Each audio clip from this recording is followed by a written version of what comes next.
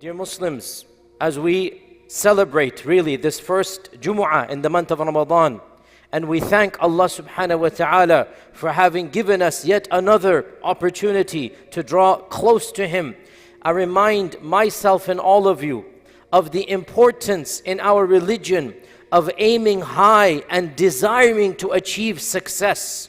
Success will only be achieved in the eyes of Allah if it begins with a sincere intention. If we don't even have the intention, if we don't even have the courage to aim high, if we don't even desire, then nothing is going to happen. It all begins from inside the heart. And our Prophet ﷺ reminded us that Allah will judge us based upon our niyyat. And so as we are finishing off the first week, the first 10 days, I remind myself and all of you, how high are you aiming this Ramadan? What is your goal? In the Arabic, what is your himmah? What is your resolve? How much do you want to be forgiven? All of your actions are going to stem from your resolve. And no one can control your resolve other than you. You must incentivize yourself. And we thank Allah subhanahu wa ta'ala that Allah subhanahu wa ta'ala rewards us based upon our resolve, based upon our sincere intention. Even if we fall short in deeds, if we have strong intention, Allah will bless us simply based upon the intention. And in fact, in the hadith that we have all heard so many times about the Prophet ﷺ speaking the night of Ramadan, that he encouraged the people, he said, in this month, Allah Azza wa Jal has opened the doors of Jannah, has shut the doors of Jahannam, has locked up the shayateen. In this month, every single night, Allah frees so many people. There is a phrase in there that we gloss over. And that is, every single night, an angel calls out, Ya baghi al-khayri aqbil, wa ya baghi al-sharri aqsir. O one who desires good, come forward. And O one who desires evil, go away from here. Baghi al-khayr, the one who desires good. Look, it all begins with wanting good. It all begins with wanting to be forgiven. So even if we have fallen short in these few days, even if we haven't reached our level right now, still there is time. We are still in the beginning of the month. And the question arises, how high are you aiming? The famous Sahabi of the Prophet Umar ibn al-Khattab radiallahu anhu said, never have small aims and goals whenever you do something. Never have short aims and goals. For nothing leads to failure faster than aiming low. If you aim low, you're going to fail. Ibn al-Qayyim says, the one who desires Jannah, he must have a strong desire, and that desire will push him into Jannah. Simply having the desire will push him into Jannah.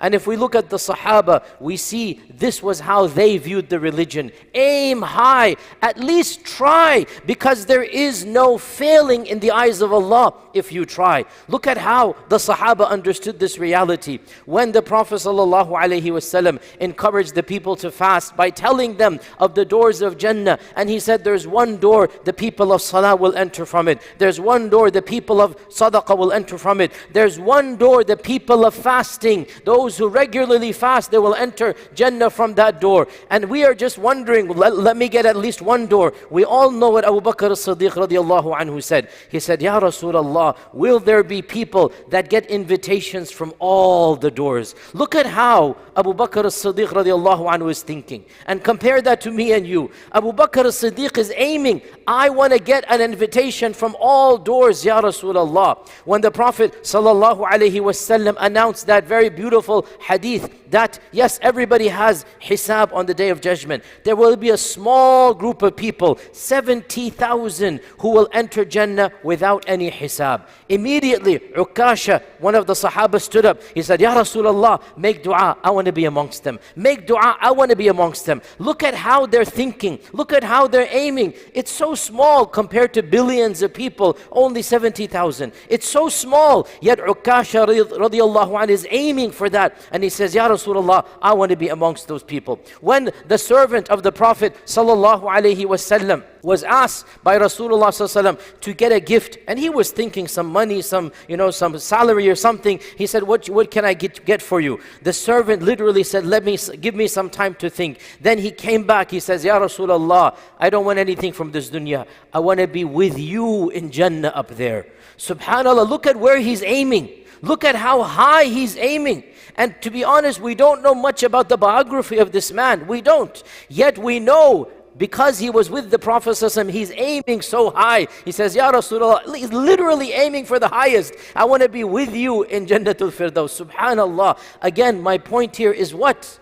The Sharia, the Sahaba, they are all demonstrating that everything begins by aiming high. Don't short sell your own self. Don't fail even before you have begun by setting low expectations. As Umar ibn Khattab said, you're setting yourself up for failure. At least aim high. At least have that desire to go to the very top. And there's a beautiful hadith that really demonstrates this reality. And that is, the Prophet ﷺ gave a long hadith about he describing Jannatul Firdaus, about telling how beautiful it is, about the fact that it is the highest of Jannah and the middle of Jannah, and that it is from the elite, from the very righteous of people, Jannatul Firdaus.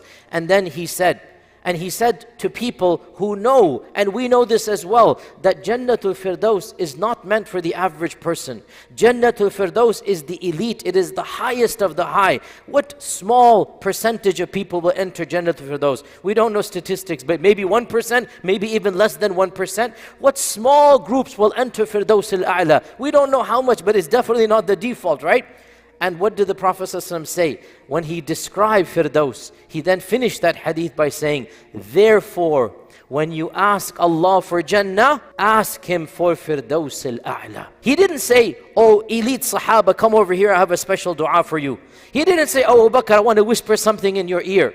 He announced to the public and through them to all of us. I want you to understand this point.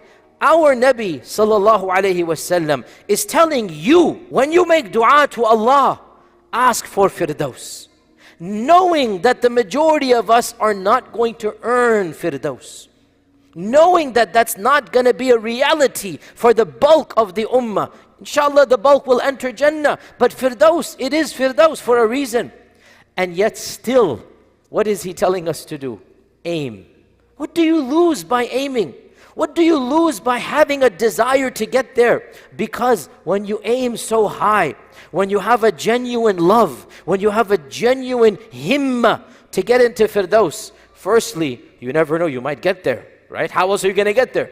And secondly, even if you don't get all the way to Firdaus, when you have made your mark, Firdaus al-A'la, then even if you fail, the failure will be 1 or 2 levels below Firdaus, which is a massive success compared to where you would have been had you aimed, I just want to be the last person to enter Jannah. Because if you aim to be the last person and you fail there, where are you going to end up? The point is, O Muslims, the Sharia, our Prophet ﷺ, they are incentivizing us to do what? To aim high. To do what? To have strong himmah, strong resolve, to understand that you can accomplish and you shall be successful if you truly strive to be successful. Know that Allah subhanahu wa ta'ala blesses based upon the niyyah. Know that the past means nothing for your current iman. There are so many who converted to Islam, even amongst the Sahaba, they have dubious past, and yet when they converted and they turned over a new leaf, past means nothing in the eyes of Allah subhanahu wa ta'ala. Change occurs today and Allah rewards you based upon your potential now, not based upon your deeds of yesterday. So, O Muslim, we are still in the first days of this month of Ramadan. We are still in the first week of this month of Ramadan. We still have time. Question arises, how do we strengthen our resolve? How do we make that himmah strong? Many things can be said. Because of time, I'll mention only a few of them. First and foremost, realize that barakah, Allah's blessings come based upon the strength of your sincerity. So, believe it or not, this is what the Quran and the Sunnah teach us. When your niyyah is strong, Allah will open up doors for you that you never knew existed. And the difficult will be made easy simply because you had niyyah. It literally begins from the heart. You think right now, I cannot read this much Quran. You think right now, I cannot pray this much Taraweeh. If you truly have the niyyah, Allah will open up the doors of courage, the doors of sabr, the doors of barakah, and you will find that inshaAllah ta'ala, what you thought was impossible will become possible. So begin with the niyyah. Secondly, understand this is the month of barakah. Everything has barakah in it. Time has barakah in it. Your actions have barakah in it. And so, all you need to do is begin with something small. Barakah will make it larger than it is. All you need to do is to just begin the walk, and you will find slowly but surely you will be jogging, you will be running, but you must begin the walk. When you understand that Allah wants to see your initial efforts, then when you start walking, Allah will open up the door. As the Prophet ﷺ said, that Allah subhanahu wa ta'ala has said, that if my servant comes close to me, one hand span, I will come close to him an arm's length. If my servant comes to me walking, I will come to him running. This is what barakah is. You put in a little bit of effort and Allah will open up the doors for much more, especially in this month of Ramadan. Thirdly, realize that Ramadan, our Ramadans are finite. Every one of us, we have a specific number of Ramadans we are going to be witnessing and be alive for. And every one of us, we do not know that number. There will be people inevitably right here and now who are listening to this khutbah, whom might, for whatever reason, Allah has decided they're not going to be here next Ramadan. We don't know who that person is. There were people last year and they are no longer amongst us, and we all have family and friends and acquaintances that this has happened to. And so another way to increase that resolve is to understand time is limited. Ramadan is limited. Ask yourself, what number Ramadan is this for you? 20, 35, 52, however many it has been. How many more is left? Who can tell? So what if this is your last Ramadan? So make your himmah strong. Make your resolve high. Aim for the very highest, and inshaAllah ta'ala accomplish it. Also realize, O Muslims, of the ways to incentivize yourself is to be with pious people, to be around people that encourage you. And this is why in the month of Ramadan, the Salat al-Taraweeh has become something the entire ummah is aware of. And of course, we all know the story. It was instituted by the Prophet ﷺ, but the Sahaba were the one who formalized it. Why? Even though generally, Qiyamul Layl and Tahajjud is done privately. But in this month of Ramadan, Taraweeh, which is Tahajjud, has been made public. Why? Because it's so much easier for the average person, me who's struggling to pray Tahajjud, it's easier to come to the masjid and everybody's here and the ambience is here and the Quran is being recited. Allah subhanahu wa ta'ala facilitated this for us. And so come to gatherings where there are righteous people. Be a frequent comer to the masjid of Allah subhanahu wa ta'ala, and you will automatically be encouraged. When you find others doing this, it becomes easier to do. And of course, lastly, but definitely not the least, make dua to Allah subhanahu wa ta'ala to bless you in this month. Make sincere dua to allow you to achieve the highest levels you've ever achieved. Genuinely beg Allah subhanahu wa ta'ala to make the difficult easy for you, to bless you in your actions of worship, to allow you to be encouraged by all the good deeds that you do, and to feel the sweetness of Iman in this month. May Allah subhanahu wa ta'ala make this Ramadan the best Ramadan we have ever experienced. Of the ways we can also concentrate and focus on ibadat is to minimize that which distracts us from the worship of Allah subhanahu wa ta'ala. And from the seerah we learn even the smallest things count. In the famous incident, Sahih Bukhari, the Prophet was praying tahajjud, and our mother Aisha radiallahu anha had been gifted a beautiful carpet, and so she used that carpet for his musalla. And while he was praying, he started looking at the designs and decorations. It's halal, it's mubah, nothing. But then he found himself looking at the designs, right? And what did he say to our mother Aisha? He said, fold this up. Don't let me, give me my old one back, because the design distracted me from the salah. Now obviously it is mubah and permissible to have designs on the carpet. The point though is what? The Prophet ﷺ is shutting the door of distraction. Something that causes us to go away. And for us, it's not the designs of the carpet that is the biggest distraction. It is television, social media, our phones, our WhatsApp groups. These are distractions. Schedule them in from when you need to. But then when it comes time for ibadah, turn them off. In this month especially of Ramadan, like if the Prophet ﷺ wanted to fold a beautiful carpet away, what do you think he would have said with social media that we have? With scrolling, whatever it is, Facebook or TikTok, whatever it might be, so many hours are wasted. This is not the month of TikTok and social media. This is the month of Quran. This is the month of dhikr. This is the month of ibadah. This is the month of dua. So pause on all of these. Do what needs to be done. But then when it is time for ibadah, shut off all of this and concentrate. This is one of the most effective mechanisms to achieve barakah in what you are doing. And we ask Allah subhanahu wa ta'ala to purify our hearts and to make our intentions firm and resolved, and to allow this Ramadan to be a Ramadan of maghfirah and rahmah.